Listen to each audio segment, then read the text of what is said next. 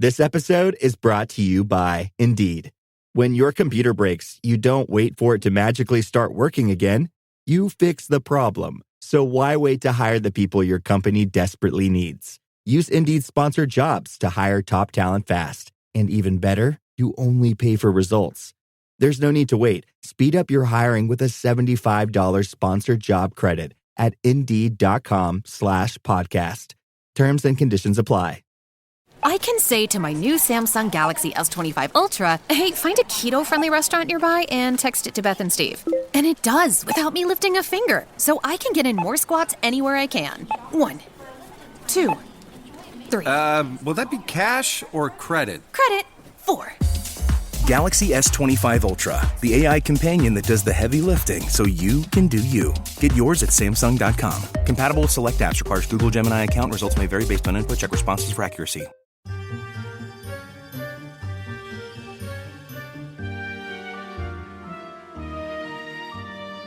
Are you ready to rock? I hope so. For this week, we have Queen trivia. For Season 7, I want to do themed episodes every third week. Third week theme, get it? Yeah, it's not catchy, but it works.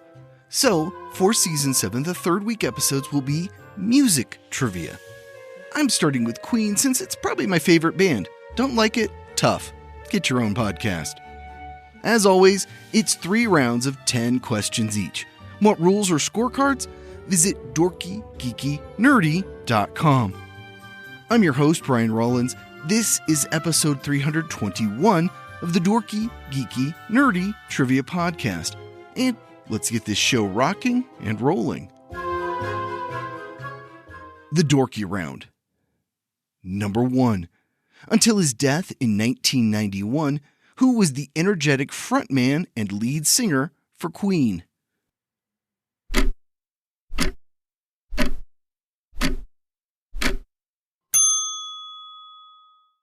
Freddie Mercury. Number 2.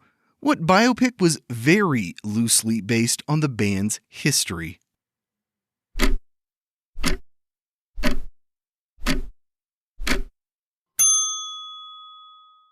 Bohemian Rhapsody. Number 2. What 1977 song, running only 2 minutes and 2 seconds, is a staple of stadiums around the world?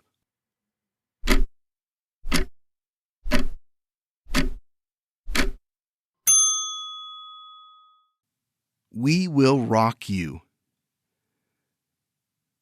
Number 4.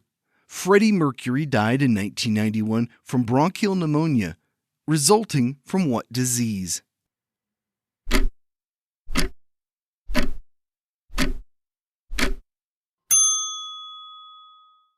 AIDS. He publicly announced he had the disease 2 days before his death. Number 5. Queen collaborated with what musician on the song Under Pressure?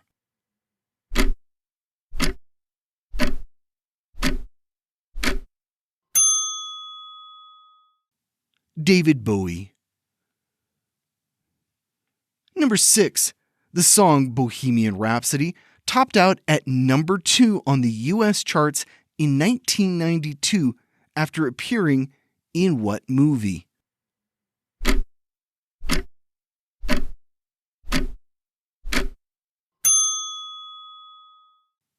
Wayne's World.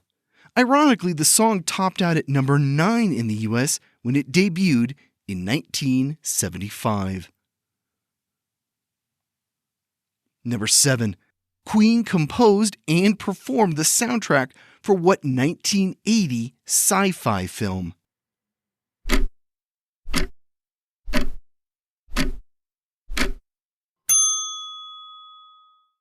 Flash Gordon. Number 8.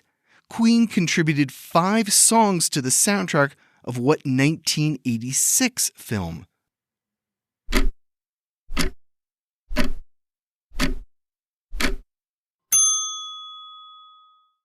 Highlander.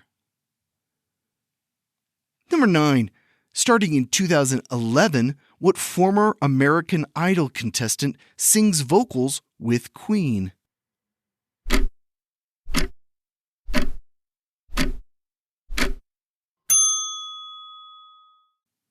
Adam Lambert.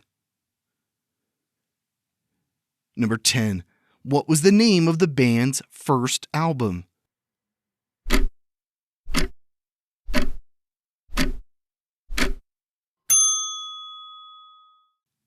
It was self-titled, so Queen. The Geeky Round. Number 1. Who is the lead guitarist for Queen?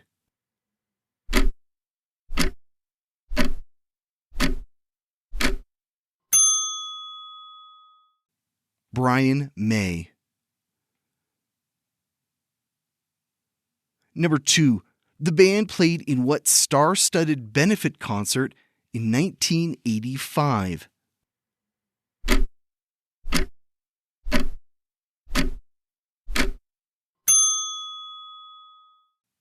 Live Aid. Number 3. Who played Mercury in the movie Bohemian Rhapsody?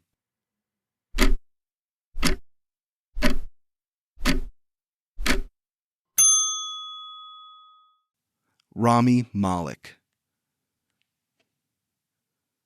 Number 4. What 1980 song is Queen's best-selling single?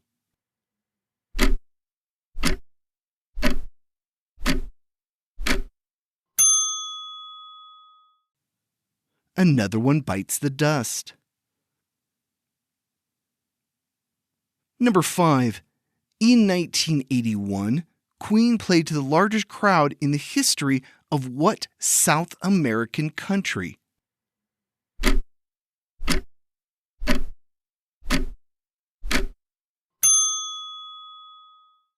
Argentina. Number 6. Anne Hathaway and Brittany Murphy covered what Queen song for the movies Ella Enchanted and Happy Feet, respectively?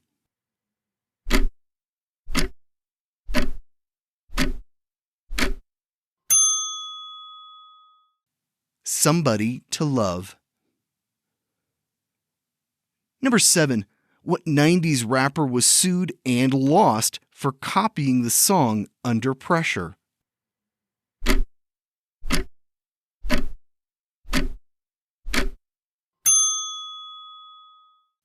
Vanilla Ice. Number 8. Roger Taylor plays what instrument for the band Queen?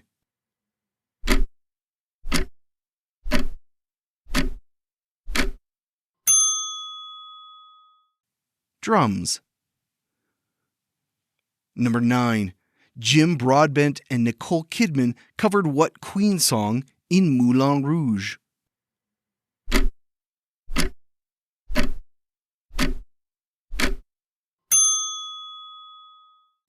The Show Must Go On. Number 10.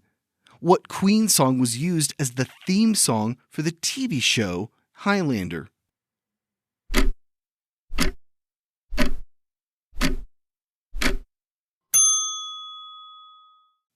Princes of the Universe. The Nerdy Round. Number 1. Guitarist Brian May has a doctorate in what?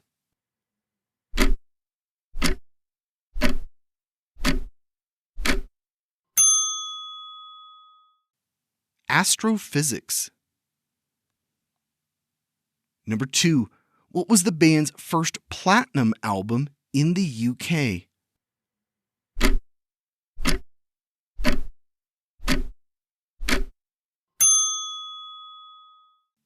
Sheer Heart Attack, their third album. Number 3. Who performed the lead vocals for the cover of We Are the Champions for the 2001 film A Knight's Tale?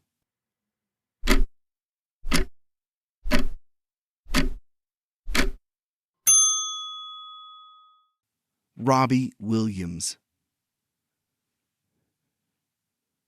Number 4. What invertebrate is featured in the Queen crest?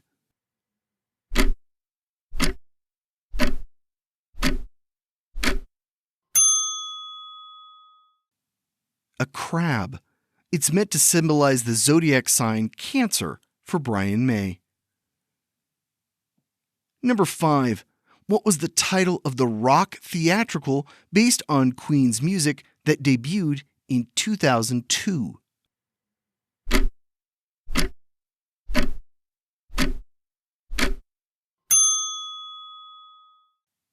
We Will Rock You.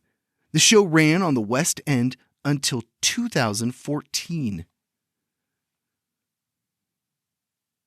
Number 6. What 1995 album was the band's final album with Freddie Mercury?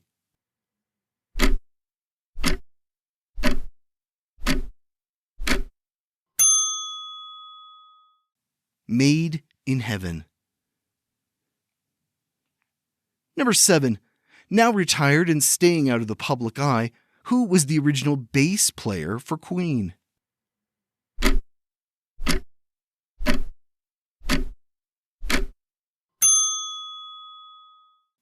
John Deacon.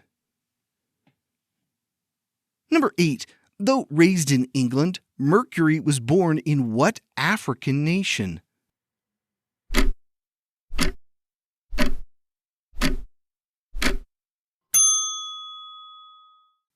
Zanzibar, what is now known as Tanzania. Number 9. What was the band's first platinum album in the U.S.?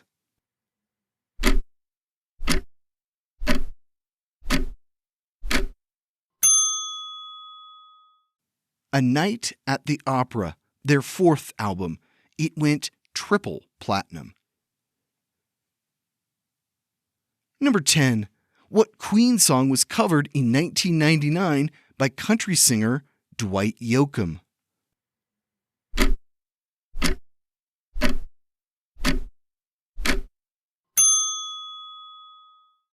Crazy Little Thing Called Love. And that's it for our first themed episode of Season 7. Like I said, it'll just be the third week of the month. What bands or music trivia would you like to hear this year? Let me know on social media or Discord. Next week, we've got a country-based episode. Here's a clue. Traditionally, what country in the United Kingdom was established in 843 AD? This one has been on my list of places to go for a while now. Maybe this year. Maybe. See you back here on Wednesday.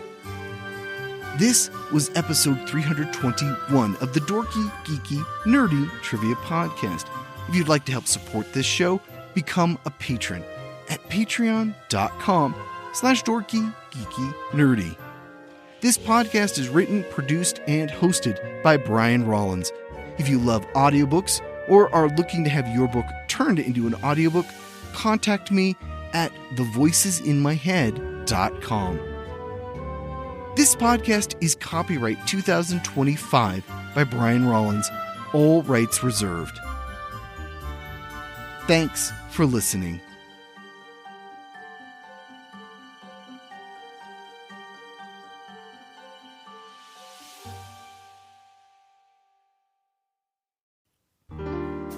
Long before the Summer of Love, pride parades down Market Street, and the fight for marriage equality, San Francisco in 1953 was all about the Red Scare, FBI investigations, yellow journalism run amok, and the ladies who play mahjong over tea.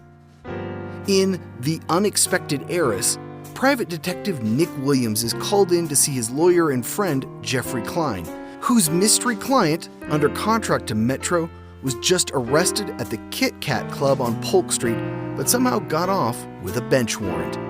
Jeffrey wants to know who in the police department worked things behind the scenes for the star of the upcoming blockbuster, It Was Raining Then.